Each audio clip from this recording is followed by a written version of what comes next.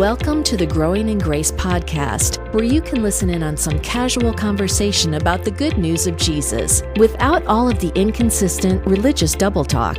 If you've ever struggled with feelings of hopelessness, guilt, and despair, or wondered if you're really right with God, it's time to discover the true freedom that comes with the gospel of unlimited and overflowing grace.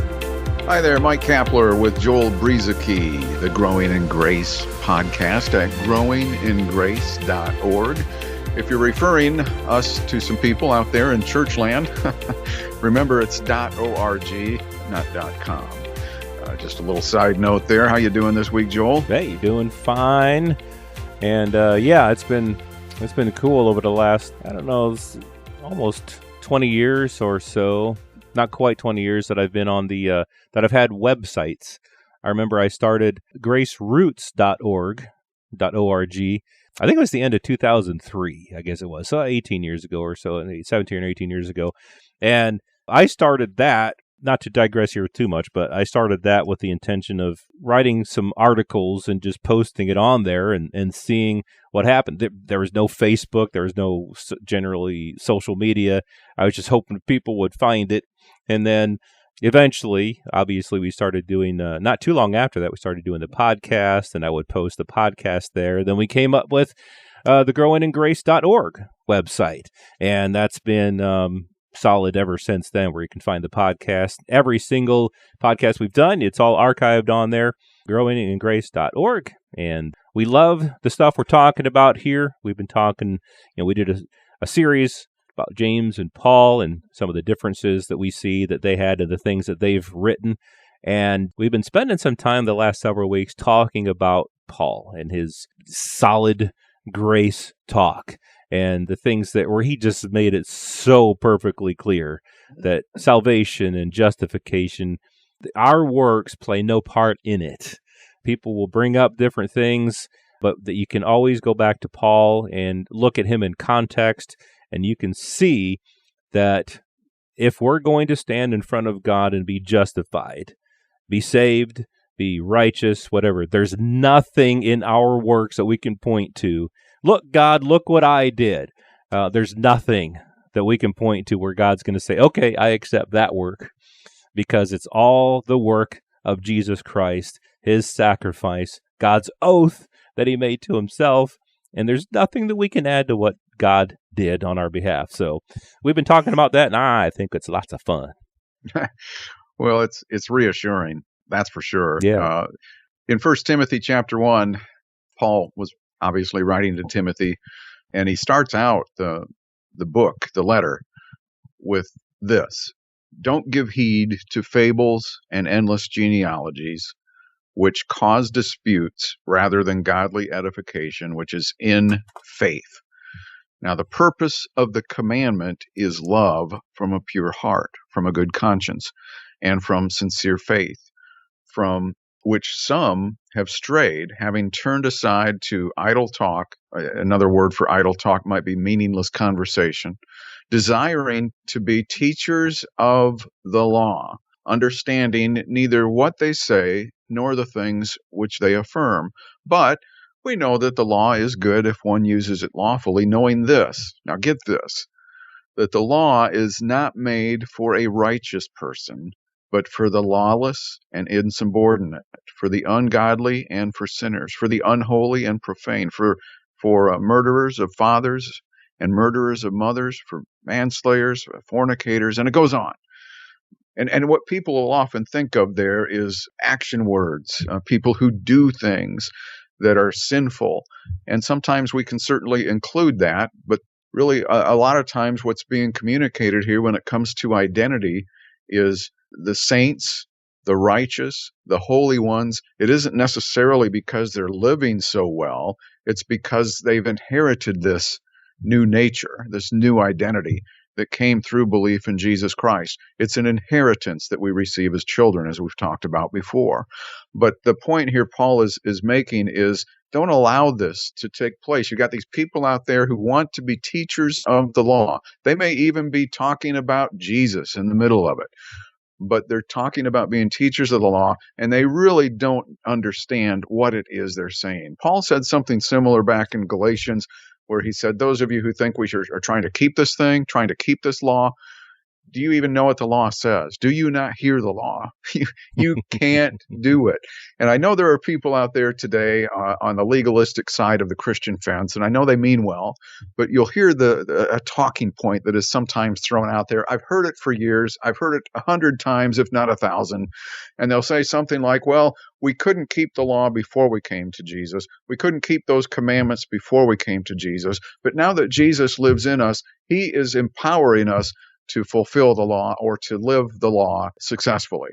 And that is just a self-righteous approach that minimizes the cross and really minimizes the law, don't you think, Joel? Yeah, it really does. And I think that people really don't know what the law says, like kind of what you were talking about there. It's easy for a person to say what you just said, that, well, before Christ, we couldn't keep the law, but then Christ came to live in us, and now he enabled us to keep the law.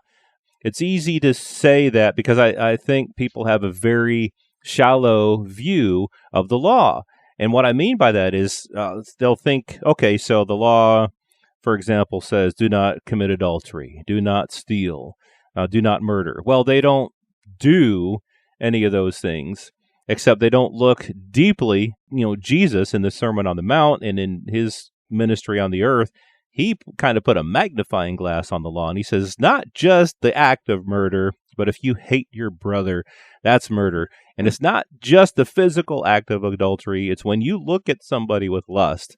It's like people think that keeping the law now is somehow supposed to be this easy thing because they don't look at the full law, and they don't look at it with the respect that the law really should have. They think they're respecting the law, but they're really looking at a shallow version of the law. And so in what you're reading here about what Paul wrote to Timothy is that people, you see it today, they desire to be teachers of the law. And we're talking about believers who are supposed to be dead to the law and have no relationship to the law. They understand neither what they say nor the things which they affirm. That's just so true today as it was in Paul's day. And then the purpose of the law, Paul gets into that. It's for unrighteous people. And he says in Galatians, it was a tutor, it was a schoolmaster that would lead people to faith. It showed them that they couldn't live up to a righteous standard. And then it said, okay, so you need something greater. You need something else that's going to lead you to righteousness. And it's not going to be the law. It's going to be faith. So when faith has come, you're no longer under the tutor. You're no longer under the schoolmaster, the law. That was for the people who were under the law. It was the thing that led them to say, oh, wow, I can't do this thing. I can't live up to God's righteous standard. And so God gave us his righteousness as a gift by faith. That's really the point. The point of the law was what I just said. It was to point people away from self-righteousness to faith. And what have people in the church done today?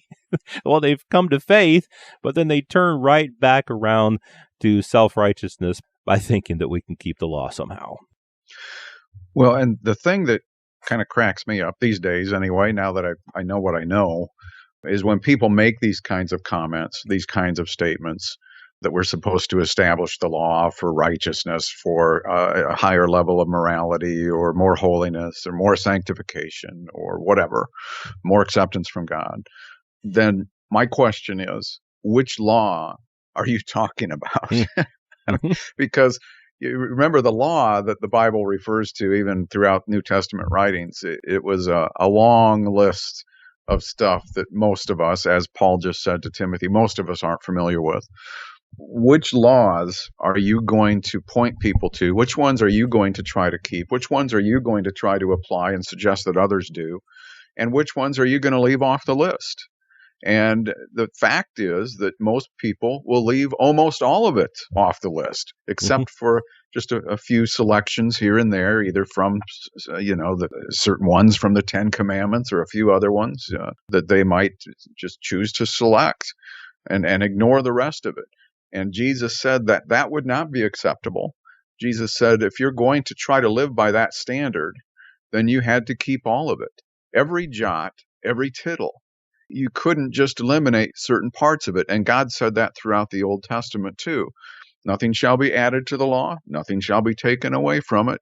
It was all one package deal. So it wasn't God's laws, plural, that people were trying to keep. It was a package of laws referred to as the law. And so it's just a real hypocritical thing for people to suggest the law somehow still has a place for certain things in the life of a Christian. Yeah, it is. It's just amazing. Again, and we've been in those shoes ourselves, so we can't put anyone down. But because like you said, knowing what we know now, it's sometimes difficult to deal with people who don't see things this way. But yet, we got to realize, I have to think about this all the time. I'm just reading on in Timothy here. It says, "For this reason I obtained mercy." And so, God has taught us these things. He showed us these things. But what I like here about something else that Paul says here in 1 Timothy, this is a faithful saying, 1 Timothy 1:15, and worthy of all acceptance, that Christ Jesus came into the world to save sinners. Okay, so I'm just going to leave it there for a second. Christ Jesus came into the world to save sinners. And in the church these days, so many times it's like, no, we got to stay away from those sinners. But Christ came to save sinners. That's why he came. People who were doing all of these things, the ungodly things, all the things that you read a little while ago, the ungodly and the sinners, the unholy, the profane, murderers, and all these things. God came, Jesus Christ came into the world to save them. And then Paul says, Christ Jesus came into the world to save sinners, of whom I am chief. Now, some people, and just to talk about this real quickly here, some people say, see, we're sinners. Paul was calling himself the chief of sinners. And so, we're both sinners and we're saints. We've got two natures. One is the saint. God has saved us and made us a saint, but we're also sinners, because Paul even called himself the chief of sinners. Well, Paul was referring to, if you look back at what he had just said, he said, I was formerly a blasphemer, a persecutor, an insolent man. He was, going around persecuting the church, and that's, God showed him mercy.